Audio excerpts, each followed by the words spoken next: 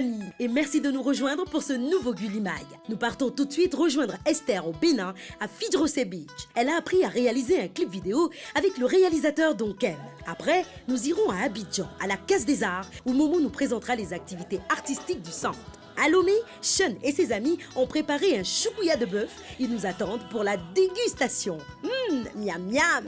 Puis nous déposerons nos valises à Ouaga, à l'Oasis du Cheval, où Janice a été initiée à la pratique de l'équitation par Modibo Traoré. C'est parti!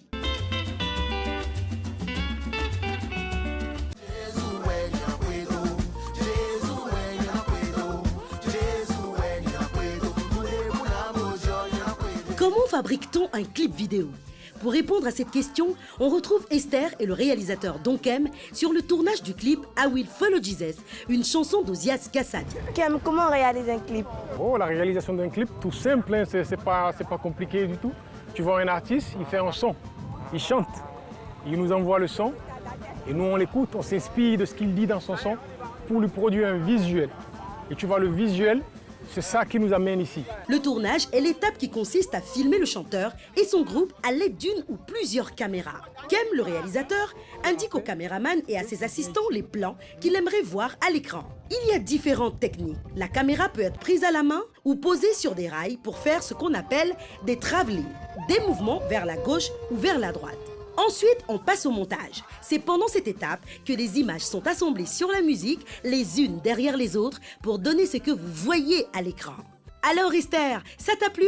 J'ai appris plein de choses. C'est que c'est qu'un caméraman, un réalisateur et comment on fait un clip. J'ai adoré, c'était super.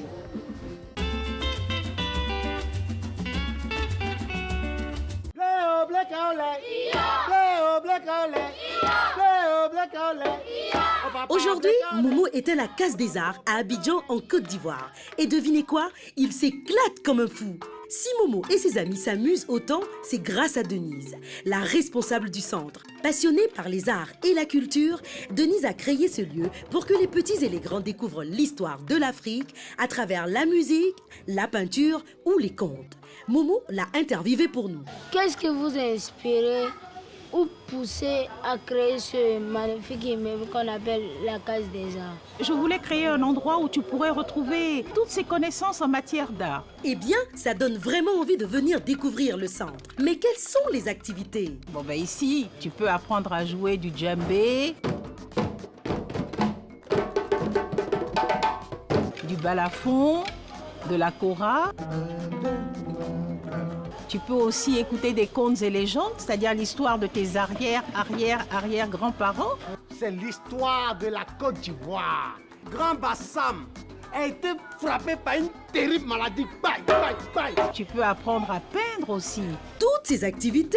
Waouh! La Case des Arts est un endroit magique.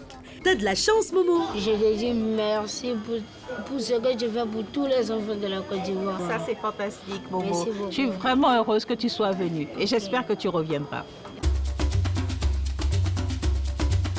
Bonjour, je suis venue avec Marilou, Aïna et nous allons apprendre à préparer un plat. Alors Olivia, quelle recette nous allons préparer aujourd'hui? Bonjour les enfants, je suis Olivia de Souza, chef cuisinier à Lomé. Aujourd'hui, je vais vous apprendre à préparer un choukouya de bœuf accompagné de fonio et de banane plantain. Est-ce que vous connaissez le fonio? Oui. Oui, vous connaissez tous le fonio et la banane plantain? Oui. Le fonio est une céréale qui vient donc d'Afrique de l'Ouest, est cultivée en Afrique de l'Ouest et aussi en Amérique latine. Et la banane plantain également. Allez Olivia, on a hâte de connaître les ingrédients de ton fameux choukouya. Alors je vais vous présenter les ingrédients qu'on va utiliser. Donc là on a de l'oignon, du poivron, on a la banane plantain, on a de la farine de maïs, on a du persil, de l'ail, du gingembre, un œuf, le bœuf, le fonio, de l'huile de coco, du poivre et on va remplacer le sel par Africube, donc un mélange d'épices qui est fait au Togo. Pour commencer, Olivia donne une mission à chaque petit commis de cuisine. Alors Sean, toi tu vas réduire donc les bananes plantain en purée. Mais attrape-la là, comme ça tu as plus de tenue. C'est bon, tu y arrives? C'est pas facile. Tu te débrouilles très bien, chef. Alors Aïna, toi tu vas nous casser un œuf et tu vas le battre. Et après quand tu l'auras bien battu, tu rajouteras du persil. Et à ce moment-là, je reviendrai vers toi. Waouh, Aïna s'en sort comme un chef. Et toi, Marilou, c'est quoi ta mission? Tu écrases le sel. Quand l'eau est chaude, tu me fais signe. Comme ça, on mettra le fonio dedans. Tata Olivia, c'est bon? Alors, super. Et donc, tu me verses et moi, je tourne. C'est parti. Ouais, c'est parti. Olivia et Marilou mélangent le fonio pour qu'il soit bien imbibé d'eau. Maintenant, c'est au tour des beignets de banane. Sean malaxe les bananes plantains avec la farine, les œufs battus, le persil et les épices. Du coup, on fait des petites boules comme ça, d'accord? Puis, Olivia fait frire les petites boules avec un peu d'oignon. Ça a l'air délicieux. Passons maintenant à ce fameux choukouya. Pourquoi choukouya en fait? C'est parce que c'est coupé en lamelles. Voilà, je pense que c'est coupé en lamelles et c'est la façon de le cuire en Côte d'Ivoire. Ils ont appelé ça choukouya. Le bœuf est donc mélangé avec l'ail, le gingembre et le persil. Puis, le tout est mijoté dans une marmite avec les poivrons et les oignons. Ça sent trop bon, mes narines vont exploser. Et pour finir, chacun dresse son assiette comme un vrai chef. Marilou, comment s'est passé l'atelier? J'ai trouvé ça bien et on a appris à faire un plat. Maintenant, on peut le montrer à nos parents. Allez, à table les amis. Merci à Olivia pour cette belle recette. Et n'oubliez pas, on cuisine toujours avec un adulte. Aujourd'hui, Janice a très envie d'apprendre à faire du cheval. Alors, nous avons pris rendez-vous avec Modibo Traoré à l'Oasis du Cheval. Bonjour Yanis. Bonjour. Bienvenue à l'Oasis du Cheval. Merci. On va donc aller chercher le cheval et après on pourra prendre le reste de l'équipement. Avant de pouvoir pratiquer l'équitation, le cavalier doit soigner son cheval et se préparer. Janice découvre les soins à apporter à Sougri Nouma, son cheval.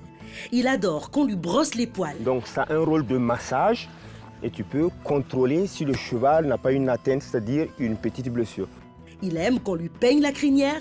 Il faut qu'il soit beau, qu'il soit propre. Il a besoin de ça tous les jours. Ce sont les soins quotidiens. Et enfin, il apprécie qu'on lui nettoie ses sabots. Bravo, Janice! Yanis, nous avons fini donc de brosser le cheval. Donc cette opération s'appelle le pansage. Okay. Maintenant, nous allons aller chercher le harnachement dans la sellerie. Voilà, tiens ça comme ça. Ça va? Elle n'est pas trop lourde? Non. Allez, moi je vais prendre le filet. On va la mettre comme ceci. Voilà. On pose bien la selle, bien. Et là, viens voir ici, viens. Avant de se mettre à cheval, avant de mettre le filet qui va dans la bouche du cheval pour le conduire, on va aller s'équiper. Pour sa protection, Janice s'équipe d'un casque qu'on appelle également une bombe et d'un gilet dorsal. On va essayer celui-là. Je pousse la boucle, voilà. Tu défais donc ton licol. Et voilà, le tour est joué. Notre cavalière et son cheval, Sougri Nouma, sont prêts pour un petit cours d'équitation. Mais nous les retrouverons dans un prochain numéro. C'est ici que s'achève notre Gullimag. Merci à tous ceux qui ont participé à cette émission et n'oubliez surtout pas, nous avons rendez-vous à l'Oasis du Cheval pour la suite des aventures de Janice. À très vite les amis.